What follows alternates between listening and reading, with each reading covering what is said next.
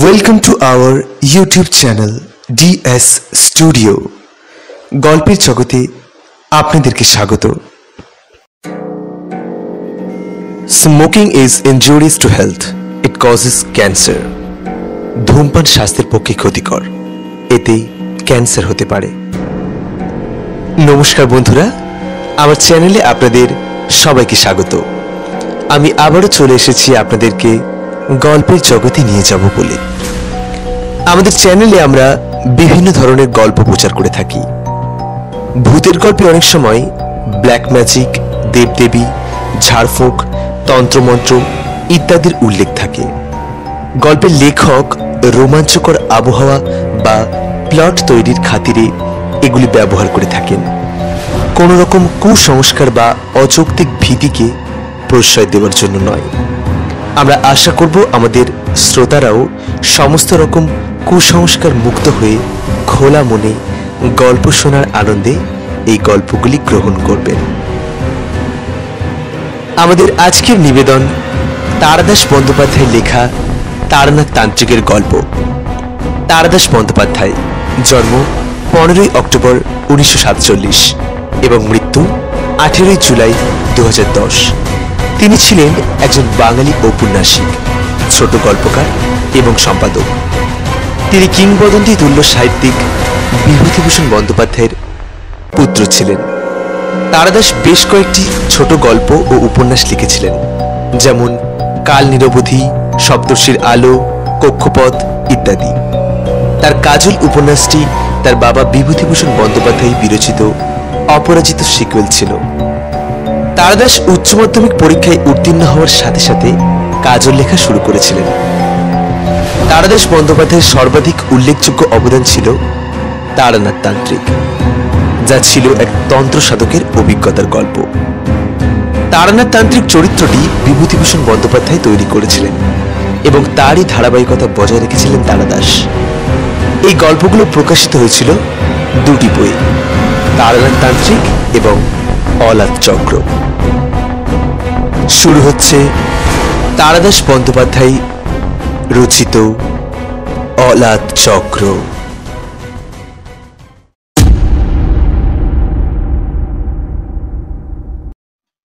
আমাকে দাঁড়িয়ে পড়তে দেখে দেবদর্শনও দাঁড়িয়ে গেলেন।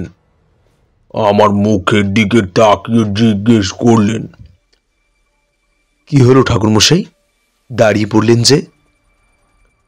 বুঝলাম নীল আলোটা উনি দেখতে পাচ্ছেন না, না পাওয়ারই কথা।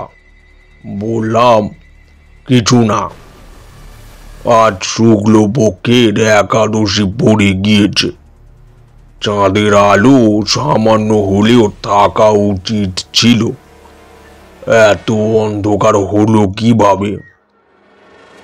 দেবদর্শন বললেন, চাঁদ আকাশে আছে ঠাকুরমশাই, পশ্চিমে হেলে পড়েছে কিনা আমবাগানের আড়ালে বসে দেখতে পাচ্ছেন না? বড় অন্ধকার, তাই না? যা বলেছেন, নিজের বাড়িটাই দেখতে পাচ্ছি না। একটা জিনিস বরাবর আমাকে অবাক করেছে। স্পষ্ট সুন্দর নীল আলোয় উদ্ভাসিত হয়ে আছে মুখোশে বাড়ি, কিন্তু আমি ছাড়া কেউ তা দেখতে পাচ্ছে না। আমার মানসিক শক্তি খানিকটা দেবদর্শনের মধ্যে সঞ্চারিত করে ওকে আলোটা দেখাতে পারতাম, কিন্তু এ ধরনের আধ্যাত্মিক অভিজ্ঞতার মুখোমুখি হওয়ার জন্য কিছুটা পূর্ব প্রস্তুতির দরকার, নইলে উনি ভয় পেয়ে যেতেন। বৈঠকখানায় বসে দেবদর্শন বললেন, সারা রাত তো জেগে, তাছাড়া কয়েকদিন ধরে আপনার পরিশ্রম কম যাচ্ছে না, একটু ঘুমিয়ে নেবেন নাকি? তখন ব্রহ্ম মুহূর্ত, পূব আকাশে প্রাক উষার হালকা আভাস। বৈঠকখানার পাশে একটা বড় জগডমুর গাছের ডালে ভোরের প্রথম দোয়েল পাখি ডাকতে শুরু করেছে। রাত্রিরে না ঘুমলেও ঠিক এই সময়টা আর কোনো জড়তা থাকে না।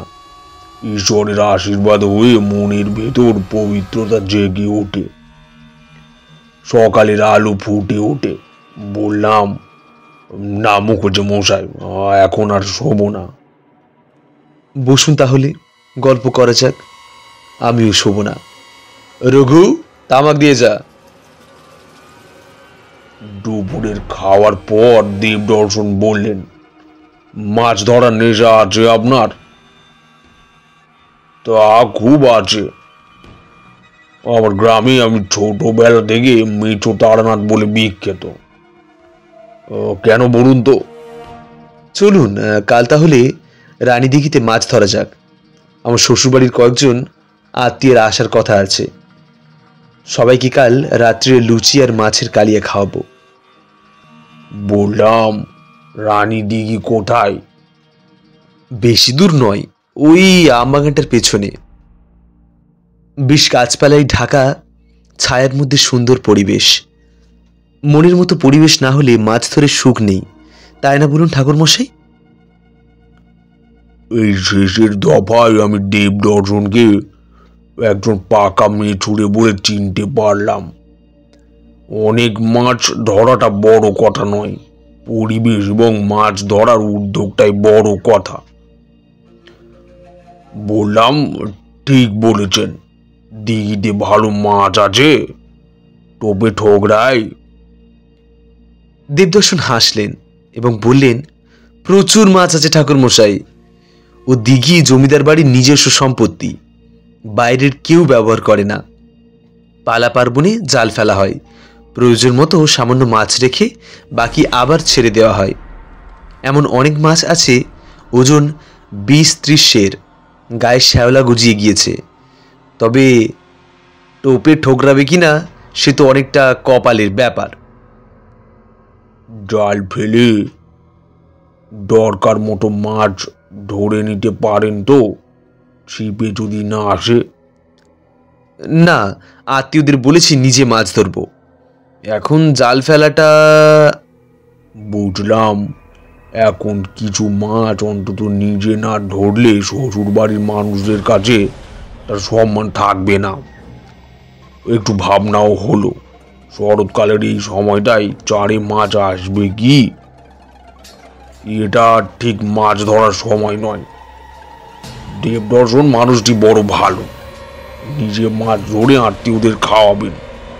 এই সামান্য স্বাদটুকু পূর্ণ না হলে মনে ভারী দুঃখ পাবেন। কি করা যায়? বিকেলের ছায়া গাঢ় হয়ে এলে গ্রামের পথে একটু বেড়াতে বের হলাম। শরৎ সন্ধ্যার একটা আলাদা স্নিগ্ধ রূপ আছে। ঝোপঝাড় থেকে কেমন সুন্দর মিষ্টি গন্ধ বেরোচ্ছে। মাথার উপর দিয়ে পাখিরা বাসার দিকে উড়ে যায়। মাঠে প্রান্তরে হালকা কুয়াশা জমে ঈশ্বর হিমের ছোঁয়া আর বেলা শেষের আলো হঠাৎই ফেলে আসা দিনগুলোর কথা মনে পড়িয়ে দেয়। একটা জিনিস কখনো লক্ষ্য করেছো? সন্ধ্যের সময় যত পাখি আকাশে উড়ে তারা সব পূব থেকে পশ্চিমে যায়। উল্টো দিকে একটা কাউকে যেতে দেখবে না। অর্থাৎ কোনো অজ্ঞাত কারণে পাখিরা দিনের বেলা নিজেদের বাসার পূব দিকে ঘোরাফেরা করে। কি করে তারা দিক চিনতে পারে তা কে জানে। পথের বাঁকে এক জায়গায় একটা বড় আকন্দ গাছ, প্রায় আমার মাথা ছাড়িয়ে লম্বা, বড় বড় চ্যাটালো ফ্যাকাশে সবুজ পাতায় ভরপূর্ণ প্রাণ শক্তি প্রকাশিত হয়েছে। সে গাছ থেকে বুড়ো আঙুলের মতো মোটা আর করে আঙুলের মতো লম্বা কিছুটা ডাল ভেঙে নিয়ে কোমরে গুঁজে রাখলাম। যাক, কাজ অন্তত কিছু এগিয়ে রইল। সন্ধে গাঢ় হতে মুখুজ্জে বাড়ি ফিরে এলাম। দেউড়িতে বসে বাতির কাঁচ পরিষ্কার করছিল রঘু। তাকে বললাম, হাতের কাজটা শেষ করে একটা নড়ু এনে দিতে পারো? আগে নড়ুন, নখ কাটবেন বুঝি? কাল সকালে নলিন পেরামানিককে পাঠিয়ে দেব। কারুকে পাঠাতে হবে না, তুমি একটা নড়ুন আমাকে দিয়ে যাও।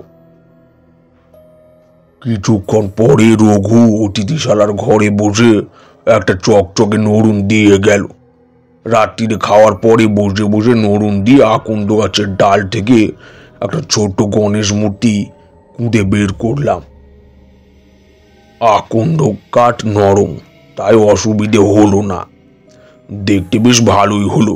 গণেশ মূর্তি বানানোর একটা সুবিধা আছে, নাদা পেট আর তার সামনের সুর দিলেই গণেশ হয়ে যায়। খুব বড় শিল্পী হওয়ার দরকার পড়ে না। মোটামুটি আদল আনতে পারলে এই জিনিসটা কি তা বোঝা যায়। পূজা উপলক্ষে কাছারি এখন বন্ধ। নাই মশাইকে বলেছিলাম একটা নীলের বড়ি আমাকে জোগাড় করে দিতে। উনি কাছারির দরজা খুলে লেখার কালি বানাবার একখানা বড়ি এনে দিয়েছিলেন বিকেলে। মাটির ভাঁড়ে কুঁজো থেকে জল ঢেলে তাতে বাড়ি গুলে গাঢ় নীল কালি দিয়ে তাতে গণেশ মূর্তি ভিজিয়ে রাখলাম।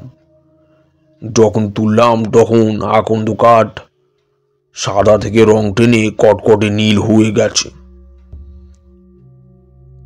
তারানাথ সিগারেট ধরাবার জন্য থামল।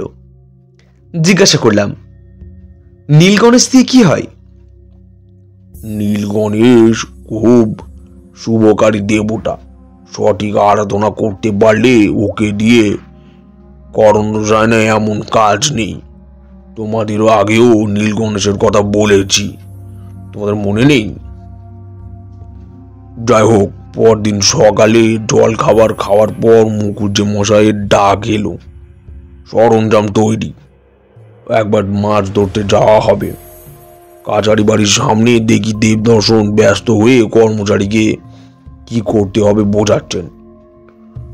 একজন ভৃত্য 5-6 গাছা ছিপ নিয়ে দাঁড়িয়ে। মাটিতে ছড়িয়ে রয়েছে নানা মাপের কৌটো আর ভাঁড়। তা থেকে মনোমুগ্ধকর সব গন্ধ বেরোচ্ছে। হঠাৎ সম্মিলিত গলার কোলাহল শুনে দেখি কয়েকজন ভদ্রলোক নিজেদের মধ্যে কথা বলতে বলতে এদিকে আসছেন। বুঝলাম এরাই দেবদর্শনের শ্বশুর বাড়ির আত্মীয়। এদের সামনেই তিনি মাছ দেখাতে চান।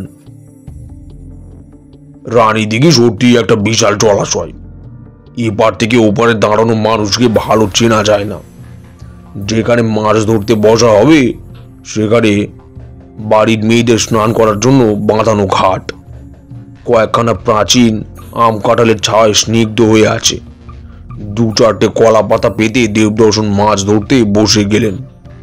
একটু উঁচু পইটার ওপর শতরঞ্জি ভাঁজ করে বসলেন অতিথিরা। সকাল বিকেল সামান্য হিমের ভাব থাকলেও বেলা হবার সঙ্গে সঙ্গে রোদ্দুর বেশ চড়বড় করে ওঠে। কিন্তু এখানে সারাদিনই ছায়া থাকবে মনে হয়। চুপ চুপ শব্দ করে জলে চার ছড়াচ্ছেন দেবদর্শন। গন্ধে চারদিক মোম করছে।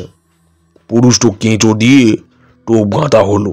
শক্ত মুঠোই চিপ ধরে তীক্ষ্ণ চোখ করে বসলেন বটে, কিন্তু জমিদার মশাই আজ কতটা সফল হবেন সেই বিষয়ে আমার যথেষ্ট সন্দেহ রইল। গত 20 বছর ধরে মাছ ধরে আসছি। শরতের সকালে টোপে মাছ ঠোকরাতে একটাও দেখিনি। দেবদর্শন আমার দিকে তাকিয়ে বললেন, ঠাকুরমশাই একটা ছিপ নিয়ে বসে যান না, শুধু দেখবেন কেন? না না, আজ আপনি ধরুন। আজ আর হাত লাগাতে ইচ্ছে করছে না। মাছ ধরতে ইচ্ছে করছিল না এমনটা নয়, কিন্তু ভাগ্যবশে ওর বদলে আমার ছিপে মাছ উঠলে উনি দুঃখ পেতেন। আর সত্যিকারের মেচুরে মাছ ধরা দেখতেও ভালোবাসে। উনি বিশেষ পিড়াপিড়ি করলেন না। আমিও দেবদর্শনের পেছনে একখানা কলা পাতা পেতে বসে পড়লাম। যা আশঙ্কা করেছিলাম তাই ঘটতে চলল। দুপুরে খাওয়ার সময় পর্যন্ত একটা মাছও চারি এলো না। এক সময় ছিপ গুটিয়ে রেখে উঠে দাঁড়িয়ে দেবদর্শন বললেন, চলুন খেয়ে আসা যাক, তারপর আবার বসা হবে। ততক্ষণ চার আর একটু জমুক। আত্মীয়ের দলটি একটু উসকুস করছিল। তারাও স্বস্তির নিঃশ্বাস ফেলে উঠে দাঁড়ালো। বাড়ির দিকে হাঁটতে হাঁটতে নিচু স্বরে বললাম, চিন্তা নেই, খেয়ে এসে বসুন, মাছ পাবেন। দেবদর্শন চমকে আমার দিকে তাকালেন, মুখে কিছু বললেন না। আমি একটু হাসলাম। প্রথম হেমন্তের বেলা চট করে পড়ে আসে। খাওয়ার পরেই আর দেরি না করে আবার রানী দিঘির পাড়ে ফিরে আসা হলো। ছিপ মুঠো করে বসে গেলেন দেবদর্শন। আর চোখে তাকিয়ে দেখলাম জমিদার মশাই সব আত্মীয়রা এখনো এসে পৌঁছায়নি। যারা এসেছেন তারা নিজেদের মধ্যে কথাবার্তা বললেন। এদিকে কারো তেমন মনোযোগ নেই। আমি ধুতির ভাঁজে লুকিয়ে রাখা নীল গণেশের মূর্তিটা বের করে দেবদর্শনের মাথার উপর দিয়ে দিঘির জলে ছুঁড়ে দিয়ে বললাম, সেটার্থং নির্মিতং গণর্থং পঞ্চান্তং ওম অন্তরাক্ষিয়া সাহা। দেবদর্শন চমকে উঠে ফিরে তাকালেন আমার দিকে। তার চোখে বিমূঢ় দৃষ্টি। বললেন, কে কি ফেললো জলে? এ মাছ পালিয়ে যাবে যে। এতক্ষণে হয়তো একটু চার জমে আসছিল। ভাবনা নেই, ও আমি একটা জিনিস ফেলেছি। আপনি? সে কি জিনিস? উত্তরে বললাম, ঘুরে বসুন মুখুজ্জে মশাই, বাঁদিকে ছিপের ফাতনা কাঁপছে। বড় মাছ। দু তিনবার কেঁপে ফাতনা একেবারে নিতলি হয়ে গেল। হর্ষধ্বনি করে আত্মীয়দের দল উঠে দাঁড়ালো। ধনুকের মতো বেঁকে গিয়েছে ছিপ। মাছ ছুটে দিঘির উত্তর পশ্চিম কোণ লক্ষ্য করে। কিরকির আওয়াজ করে ঘুরে যাচ্ছে হুইল। গতকাল তামাক খেতে খেতে তার মাছ ধরার সরঞ্জাম দেখিয়েছিলেন দেবদর্শন। কলকাতায় লোক পাঠিয়ে অনেক খরচ করে কিনে আনা মূল্যবান বর্মি মাছের ছিপ, বিলিতি হুইল আর বড়শি, খাঁটি ইস্পাতের তৈরি, শক্ত মুগার সুতো, মথুরা থেকে আনানো ময়ূরের পাকার ফাতনা। যত বড়ই মাছ হোক, একবার গাঁটলে আর সহসা ছাড়া পাওয়ার উপায় নেই। প্রায় পৌনে 1 ঘন্টা খেলবার পর হুইল গুটিয়ে ঘাটের কাছে মাছটা টেনে আনলো দেবদর্শন। তার গা বেয়ে ঘাম ঝরছে, কিন্তু মুখ উজ্জ্বল। বড় মাছ গেঁথেছে এই খবর রটে যাওয়ায় রানী দিঘির পাড়ে ভিড় জমে গিয়েছে।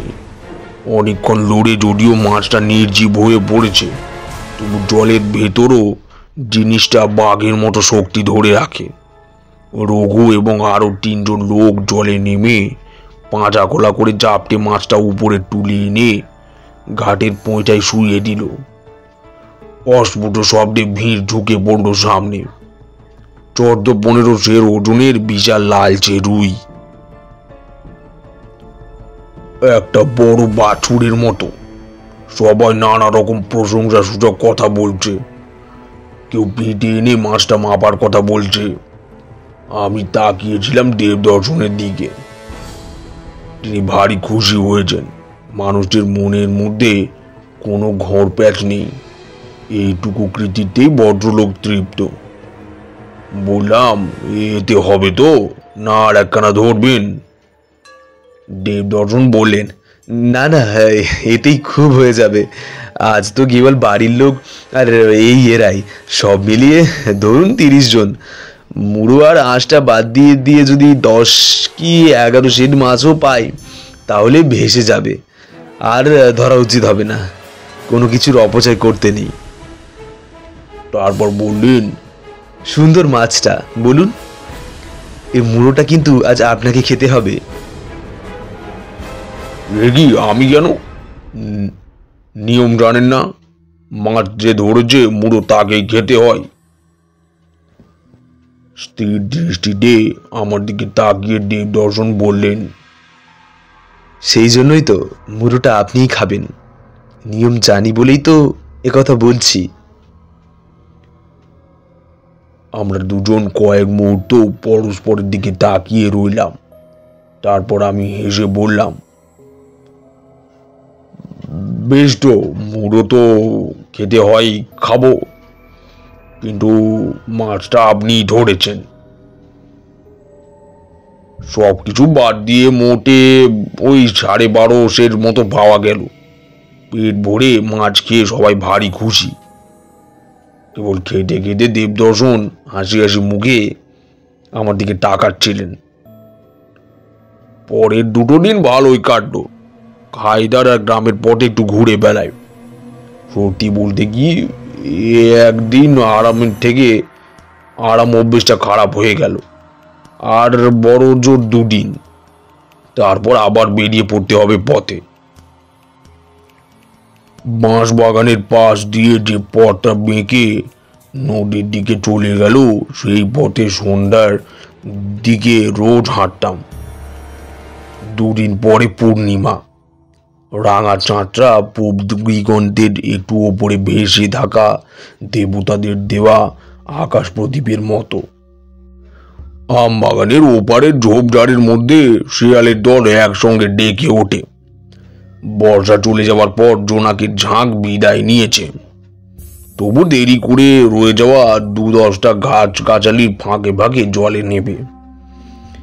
বাংলার পল্লী অঞ্চলের এই পরিবেশ, এক প্রাকৃতিক সৌন্দর্য খুব দ্রুত নষ্ট হয়ে যাচ্ছে। শহুরে চলনাচলন আর ভাবধারায় ঢুকে পড়েছে গ্রামে।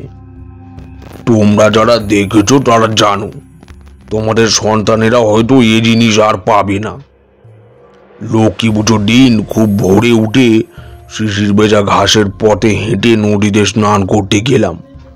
সকালে আহ্বান, সবাইকে নিয়ে স্নান করতে যাওয়া ভারী আরামের, একটা পবিত্রতার বোধ এনে দেয়।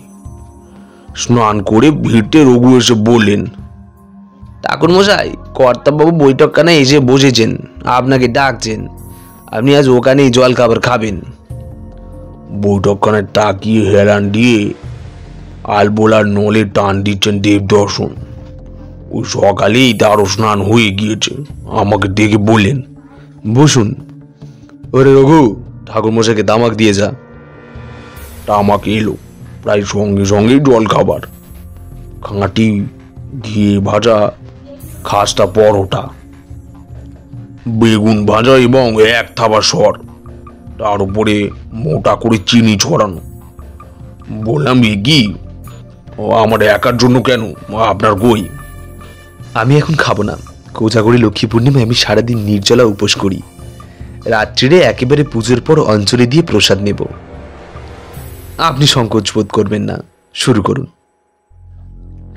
তারপর তামাকের নলে গোটা 2 লম্বা টান দিয়ে বললেন, আজ আপনাকে একটা মজার কথা বলি, আর একটা মজার জিনিসও খাওয়াবো। আপনার সঙ্গে আলাপ হওয়ার পর থেকেই কেবল তো নানা রকম খাবার খাচ্ছি, আজ আবার কি? আজকেরটা ঠিক খাবার বলা যায় না, বরং পানীয় বলতে পারেন। একটু অবাক হয়ে বললাম, পানীয়? তার মানে, কিন্তু আপনি তো ইয়ে কি পানীয়র কথা বলছেন? দেবদর্শন হাসলেন, বললেন, ভয় নেই, কড়া পানীয় নয়, আপনাকে গড়গড়ির জল খাওয়াবো। গড়গড়ির জল? সে আবার কি? মুখ থেকে নল নামিয়ে দেবদর্শন বললেন, একমাত্র শীতকাল ছাড়া আমাদের দেশে তেমন ঠান্ডা খাবার জল পাওয়া যায় না। গরমকালে মাটির জ্বালায় রাখা হলে কিছুটা ঠান্ডা হয় ঠিক, কিন্তু একেবারে বরফ জলের মতো তো আর হয় না। আমাদের এই পাড়াগায়ে বরফ পাওয়া যায় না, কিন্তু কোনো ঘরোয়া উৎসবে অতিথিদের দাঁত শিরশির করা কনকনে জল খাওয়াবার ইচ্ছে হলে আমি গড়গড়ির জলের ব্যবস্থা করি। সে তো বুঝলুম, কিন্তু জিনিসটা কি? মুঘল আমলে সম্রাটেরা এই পদ্ধতিতে জল ঠান্ডা করতেন। একটা বড় পেতলের হাঁড়ির মধ্যে অর্ধেক ভর্তি জল ঢেলে তাতে বেশ কিছুটা সোডা মিশিয়ে দেওয়া হয়। কালী পুজো আসছে, গ্রামের ছেলেপুলেরা অনেকেই আতশবাজি তৈরি করে, তাই এই সময়টা সারের দোকানে সোড়া পাওয়া যায়। একটা কাঠের ডান্ডা দিয়ে ভালো করে নাড়িয়ে দিলে জলটা বরফের মতো ঠান্ডা হয়ে যায়। এবার একটা জল ভর্তি সরু গলা ধাতুর হাঁড়ির মধ্যে বসিয়ে দিলেই আধ ঘন্টার ভিতরে সে জলও কনকনে ঠান্ডা হয়ে যায়। ভরপেট খাবার পর ঠান্ডা জল ভারী তৃপ্তিদায়ক। বলুন। বলবার আর বিশেষ কিছু ছিল কি? দুপুরে আহারাদির পর গড়গড়ির জল খেয়ে হাতে নাতে ব্যাপারটা বুঝতে পারলাম। দেবদর্শনের সব অতিথিরাই সে জল খেয়ে অবাক। দুপুরের পর মেয়েরা বসে গেলেন পুজো দালানের মেঝেতে চাল বাটা দিয়ে আলপনা দিতে। এই জিনিসটা আমাকে চিরকাল মুগ্ধ আর বিস্মিত করে। বাঙালির জীবনে যতই 12 মাসে 13 পার্বণ হোক, মাসে 15 দিন তো আর মেয়েদের আলপনা দেওয়ার জন্য বসতে হয় না। তাহলে নিয়মিত অভ্যেস ছাড়া তারা এত সুন্দর আর নিখুঁত আলপনা দেন কি করে? পরিষ্কার মেঝেতে যেন জাদু বলে ফুটে উঠেছে ছোট ছোট কুটির, তার দুপাশে কলা গাছ, সামনে সরু পথ, সে পাথে লক্ষ্মী মায়ের পায়ের ছাপ আঁকা। তাছাড়া ধানের গোলা, ধানের ছড়া, পাশেই বসে রয়েছে গম্ভীর মুখে পেঁচা। বড় বড় কানওয়ালা সে পেঁচারা আসল পেঁচার চাইতে দেখতে অনেক ভালো। সূর্য অস্ত গেল। পুরোপুরি অন্ধকার নামার আগেই পূব দিগন্ত দিয়ে বেয়ে উঠে এলো সোনালি রঙের পূর্ণিমার চাঁদ। আমাকে বৈঠকখানায় বসিয়ে রেখে দেবদর্শন স্নান করতে গিয়েছিলেন। এবার স্নান সেরে গরদের ধুতি আর চাদর পরে এসে তিনি বললেন, চলুন ঠাকুর মশাই, পুজোর সময় হয়েছে। আমি উঠে দাঁড়াবার আগেই হঠাৎই বাইরে কিসের একটা হইচই শোনা গেল। ঘরে এসে ঢুকে রঘু বলল, নাই মশাই আর কয়েকজন লোক। তারা সবাই খুবই উত্তেজিত, সবাই একসঙ্গে কিছু একটা বলতে চাইছে। দেবদর্শন অবাক হয়ে বললেন, কি হয়েছে, কি ব্যাপার? তারা কিছু বলবার আগেই ভিড়ের পেছন দিক থেকে এগিয়ে এলো একজন মানুষ। সেও উত্তেজনায় হাঁপাচ্ছে। লোকটি ভূষণ রায়। দেবদর্শন বললেন, এ কি ভূষণ, কি হয়েছে, গোলমাল কিসের? তো বন্ধুরা, আজকের মতো গল্পটি এখানেই শেষ করছি। দেখা হচ্ছে নেক্সট এপিসোডে। অলাদ চক্রের পরবর্তী অংশগুলো শুনতে হলে চোখ রাখতে হবে নেক্সট এপিসোডগুলিতে। আজকের মতো এখানেই, দেখা হচ্ছে পরের গল্পে। নমস্কার।